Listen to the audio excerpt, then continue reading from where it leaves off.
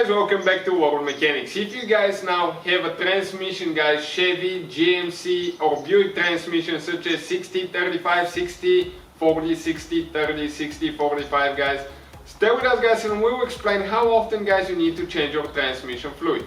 This same transmission is used on like Chevy Cruze, Aveo, Sonic, Spark, Malibu, Chevy Equinox, trucks, GMC, Buick and other vehicles as well. So please guys subscribe. Our goal guys is to save you as much money as we can. That's why we will have more than 200 videos on every vehicle we get at the shop. We will completely take them apart, take transmissions apart, engines as well, and provide as many videos as we can. All we need in return guys, like, subscribe and drop a comment below. Let us know guys if the video was helpful and what you think about the channel.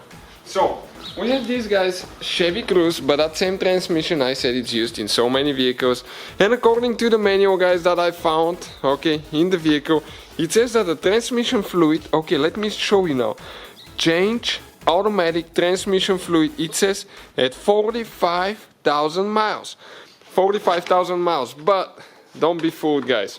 Okay, in my opinion you should do it quite a bit often. Why? We took the whole transmission apart to show you why now guys. First, you do not have transmission, okay, transmission oil filter. That filter guys is actually on the transmission oil pump, and in order to replace it you have to either remove the engine or remove the transmission to replace it. Second guys, okay, this is the solenoid body, but before we get to it, okay, let me show you what the fluid looks like in the vehicle guys. Okay, this Chevy Cruze has only 36, almost 37,000 miles, and this is guys the fluid. Okay, if you don't believe me, check out how dirty that thing is. And not being able to replace the filter, I'll definitely guys recommend to do it more often. This is, okay, this is the valve body here. We removed everything to clean everything as well.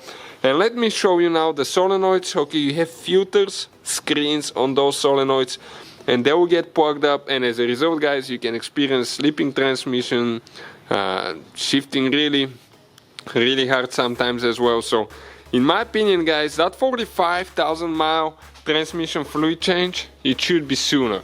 This is just our opinion here at the shop.